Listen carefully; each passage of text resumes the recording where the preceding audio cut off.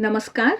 आइए सुनते हैं आधुनिक मानव शांति की खोज में स्वामी निखिलेश्वरानंद जी की पुस्तक का अगला अंश। आज हम महाराज के निंदक नियरे राखिए विषय पर विचार सुनने जा रहे हैं। महाराज कह रहे हैं कि सामान्य लोगों के मन में हमेशा एक डर रहता है कि लोग क्या सोचेंगे, लोग क्या कहेंगे। ऐसे लोग अपने ढंग से नहीं जीते हैं, दूसरे निंदा ना करें इस डर से न चाहते हुए भी वे लोग दूसरों के अनुसार जीते हैं। उदाहरण के रूप में एक व्यक्ति सामान्य क्लर्क है, उसे अपने 2 बेटों को पढ़ाना है पर बड़ी बेटी की शादी भी करनी है। समाज में आलोचना न हो इसलिए वह भविष्य निधि प्रोविडेंट फंड में से कर्ज लेकर लाखों रुपए विवाह में खर्च करके जीवन भर आर्थिक कठिनाई से बिताता है। लोग क्या कहेंगे, इस निंदा के डर से ऐसे लोग अपना और अपने बेटों का भविष्य नष्ट कर देते हैं। निंदा का भय मनुष्य की शांति का हरण कर लेता है। महाराज बता रहे हैं कि एक कॉलेज की कन्या प्रति रविवार को उपनिषद के प्रवचन में जाती थी तो उसकी सहेलियां आलोचना करते हुए कहती हैं, क्या अभी से भक्तन बन गई तू? अभी तो अपने घूमने फिरने मौज मजा करने के दिन हैं। रविवार को पिकनिक पार्टी में आने के बदले तू सत्संग में क्यों जाने लगी है? इस प्रकार प्रतिदिन उसे आलोचना सहनी पड़ती है।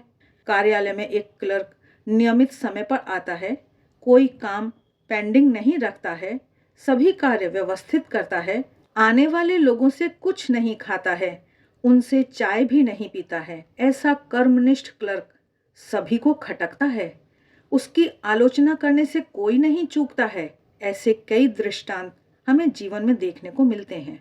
ऐसे समय हम क्या करें? क्या हम अपना ध्येय, कर्तव्य, सिद्धांत, आदर्श छोड़कर सामान्य लोगों की तरह प्रवाह में बह जाएं या निंदा के बाणों को निरंतर सहते रहें? महाराज आगे बता रहे हैं कि इस संदर्भ में भगवान बुद्ध के जीवन की घटना से मार्गदर्शन मिलता है। भगवान बुद्ध मगध की राजधानी राजगृह के समीप स्थित वेणुवन में निवास कर रहे थे। राजधानी में भारद्वाज नाम का एक क्रोधी ब्राह्मण रहता था। उसका एक निकट का संबंधी बुद्ध का शिष्य बन गया है। यह जानकर उसका क्रोध 7वें आसमान पर पहुंच गया। वह तथागत बुद्ध के पास जाकर अनर्गल गालियां देने लगा। भगवान बुद्ध ने कोई प्रत्युत्तर नहीं दिया और प्रशांत चित्त से सभी गालियां सुनते रहे। अंत में ब्राह्मण थक कर रुक गया। तब भगवान बुद्ध ने उससे पूछा, हे ब्राह्मण देवता, आपके घर कोई अतिथि आता है तो आप क्या उसे भोजन सामग्री देते हैं? ब्राह्मण ने तुरंत उत्तर दिया, अवश्य, मैं अतिथि धर्म जानता हूँ। मैं अतिथि को खाने पीने को देता हूँ, दूसरी आवश्यक वस्तुएं भी देता हूँ। भगवान बुद्ध ने पूछा, हे ब्राह्मण देवता, यदि वह अतिथि आपकी दी हुई वस्तुओं को स्वीकार न करे तो वे वस्तुएं किसके पास रहेंगी? क्यों, मेरे पास ही रहेंगी? ब्राह्मण ने कहा। भगवान बुद्ध मुस्कुराते हुए बोले, हे ब्राह्मण देवता, आप मेरे पास गालियों की भेंट लाए परंतु मुझे क्रोध नहीं आया। मैं स्वस्थ रहा। मैंने आपकी गालियों को स्वीकार नहीं किया, तब तो इन गालियों की भेंट आपके पास ही रहेगी ना? ब्राह्मण के पास इसका कोई उत्तर नहीं था। यह प्रसंग हमें सिखाता है कि कोई निंदा करे, गालियां दे, परंतु यदि हम उनको स्वीकार न करें, अर्थात अपने मन में उन गालियों की कुछ भी प्रतिक्रिया न होने दें, तो वे गालियां और निंदा जिसने दी है उसे ही वापस मिलेंगी।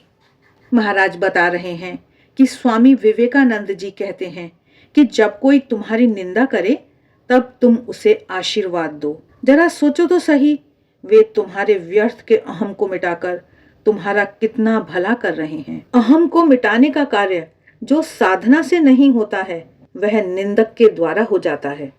इसलिए मनुष्य को निंदक के प्रति कृतज्ञ होना चाहिए। शास्त्रों में कहा गया है कि निंदक जिसकी निंदा करता है उसके खाते में निंदक का पुण्य जमा हो जाता है और जिसकी निंदा करता है उसके खाते में यदि पाप कर्म जमा हो गए हों तो वे निंदक के खाते में चले जाते हैं। आगे महाराज बता रहे हैं कि एक राजा के मन में प्रश्न उठा कि जन्म मरण के चक्र से मुक्ति कैसे मिले। उन्होंने कई लोगों से पूछा, पर किसी ने संतोषजनक उत्तर नहीं दिया। एक दिन एक साधु से उनकी भेंट हुई। उन्होंने उनसे भी वही प्रश्न पूछा। साधु ने कहा, हाँ, मेरे पास इसका उत्तर है। एक तो आप अपने पाप कर्मों से मुक्त हो जाओ, अच्छे कार्य करो, प्रायश्चित करो। दूसरा मार्ग है कि कोई आपके पाप कर्मों का फल अपने खाते में ले ले। यह तभी संभव है जब वह आपकी निंदा करे। कई लोगों का स्वभाव ही निंदा करने का होता है। उन्हें निंदा किए बिना शांति नहीं मिलती है। दूसरों की निंदा करने में ही उन्हें आनंद आता है। ऐसे लोगों के प्रति उपेक्षा की भावना ही रखनी चाहिए। यदि हम उनकी बातों पर ध्यान दें तो बाप बेटा और गधे वाली कहानी जैसा हो जाएगा। एक आदमी ने अपने बेटे को गधे पर बैठाया और स्वयं पैदल जा रहा था। लोगों ने देखकर कहा, देखो, बेटा तो गधे पर बैठा है और बाप को पैदल चला रहा है। बेटे ने बाप को भी गधे पर बैठा लिया तो लोग कहने लगे, देखो, दोनों गधे पर बैठ गए, बेचारे गधे पर अत्याचार कर रहे हैं। यह सुनकर दोनों पैदल चलने लगे। तब लोग निंदा करने लगे कि कितने मूर्ख हैं, इनके पास गधा है फिर भी पैदल जा रहे हैं। लोगों की निंदा पर ध्यान देने का परिणाम यह हुआ कि दोनों ने गधे को उठा लिया और जब नदी के पुल पर से गुजर रहे थे तो गधा नदी में गिर गया।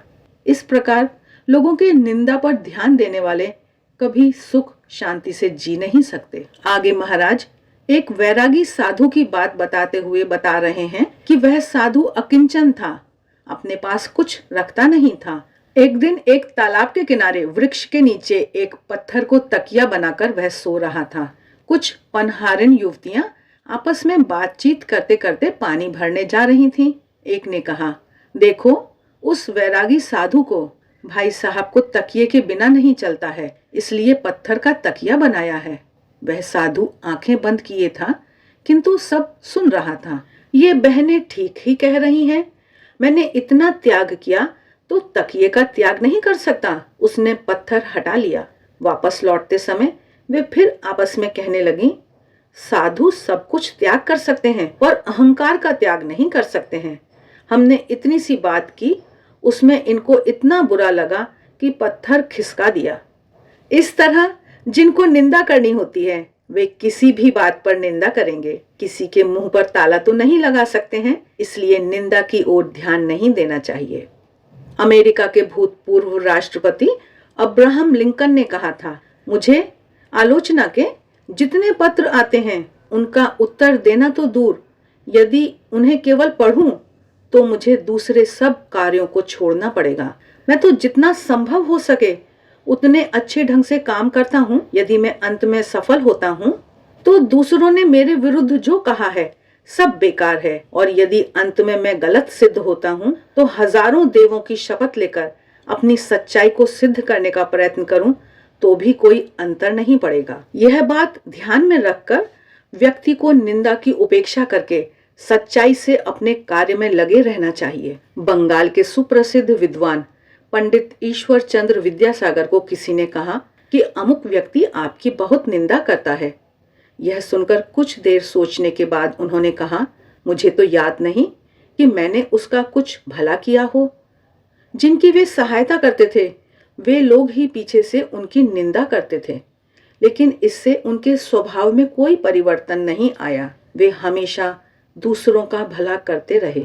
इसी तरह ईसा मसीह को जब सूली पर चढ़ाया गया, उस स्थिति में भी उन्होंने वध स्तंभ पर चढ़ाने वालों के लिए प्रभु से प्रार्थना की, हे पिता, तुम उन्हें क्षमा कर दो, क्योंकि वे नहीं जानते कि क्या कर रहे हैं। महात्मा लोग दूसरों की निंदा सहकर भी उनका भला करते हैं। महाराज एक और उदाहरण सुना रहे हैं कि एक साधु ने स्नान करते समय देखा कि एक बिच्छू नदी में डूब रहा है। उन्होंने दया कर उसे हाथ से बाहर निकालने का प्रयास किया। बिच्छू ने डंक मारा तो हाथ हिलने से वह फिर पानी में गिर गया। साधु ने फिर बाहर निकाला, बिच्छू ने फिर डंक मारा। इस प्रकार कई बार हुआ तो किनारे पर खड़े आदमी ने यह देखकर साधु से पूछा, बिच्छू आपको बार बार डंक मार रहा है तो आप उसे क्यों बचा रहे हो? तब साधु ने कहा, बिच्छू का स्वभाव है डंक मारना, और साधु का स्वभाव है दूसरों का भला करना। बिच्छू अपना स्वभाव नहीं छोड़ता है तो मैं क्यों अपना स्वभाव छोड़ दूं? निंदा करने वाले मनुष्य बिच्छू जैसे हैं, वे अपना स्वभाव नहीं छोड़ते हैं। ऐसे मनुष्य तो मानसिक पीड़ा से ग्रस्त होते हैं। इनके प्रति तो हमें सहानुभूति रखनी चाहिए, उनके लिए प्रार्थना करनी चाहिए कि प्रभु उन्हें सद्बुद्धि दें और निंदा रोग से मुक्त करें। इस संदर्भ में भी एक सुप्रसिद्ध कहानी है। एक भक्त नाव में कहीं जा रहा था। नाव में बैठे अन्य लोग पूरे संसारी थे। वे भक्त की हंसी उड़ाने लगे। भक्त निर्विकार चित्त से प्रभु का स्मरण करते हुए बैठा रहा।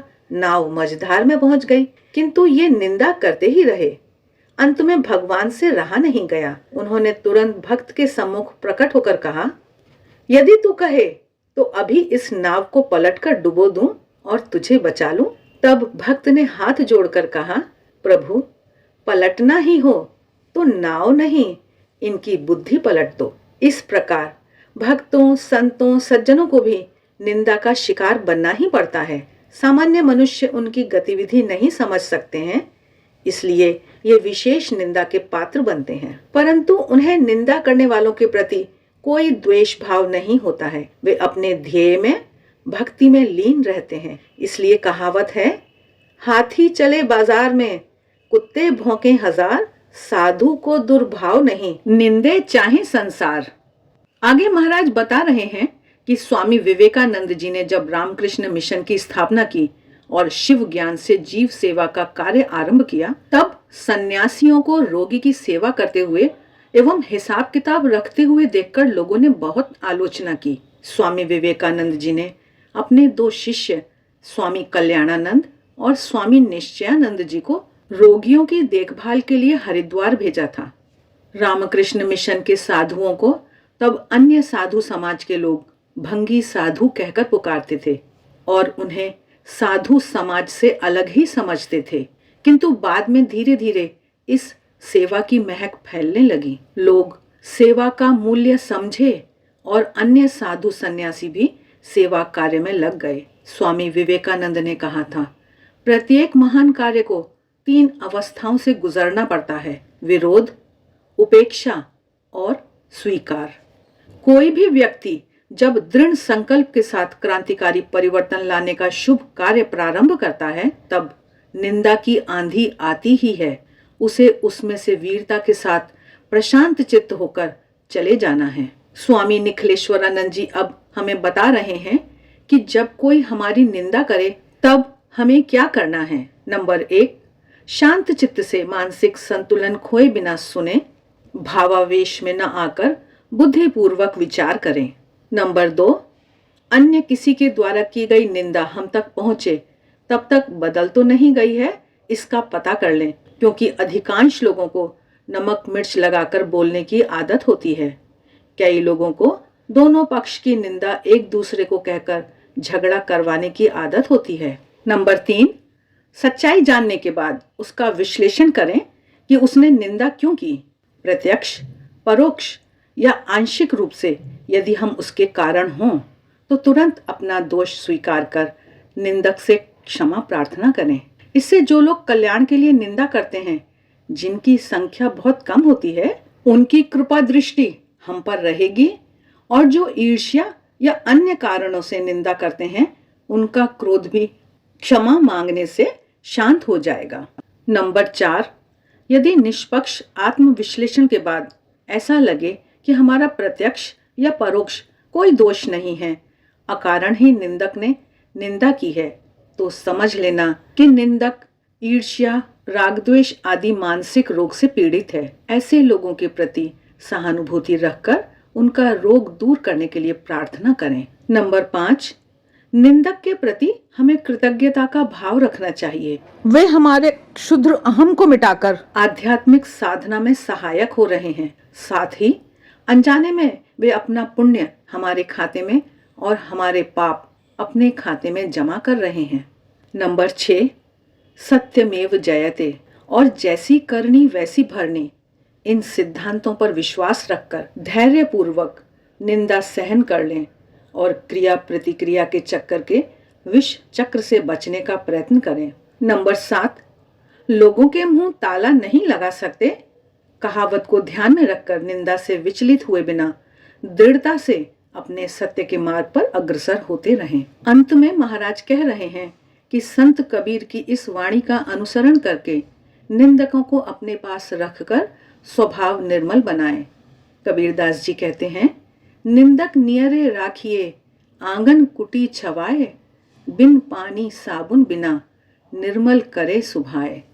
इस प्रकार निंदा हमें सजग करती है, हमारी बुद्धि को शुद्ध और निर्मल बनाती है, हमारे संकल्प को और अधिक दृढ़ बनाती है। ऐसी भावना मन में दृढ़ करने से फिर निंदा कभी भी हमारे मन को विचलित नहीं कर सकती है। तो आज के लिए बस इतना ही। आशा है स्वामी निखिलेश्वरानंद जी द्वारा बताए गए इन व्यावहारिक सुझावों पर हम चिंतन और मनन करेंगे और अपने जीवन में उन पर चलने का प्रयत्न करेंगे। आशा है आज का यह वीडियो आपको अच्छा लगा है। मिलते हैं फिर, तब तक के लिए आप सभी का बहुत बहुत धन्यवाद।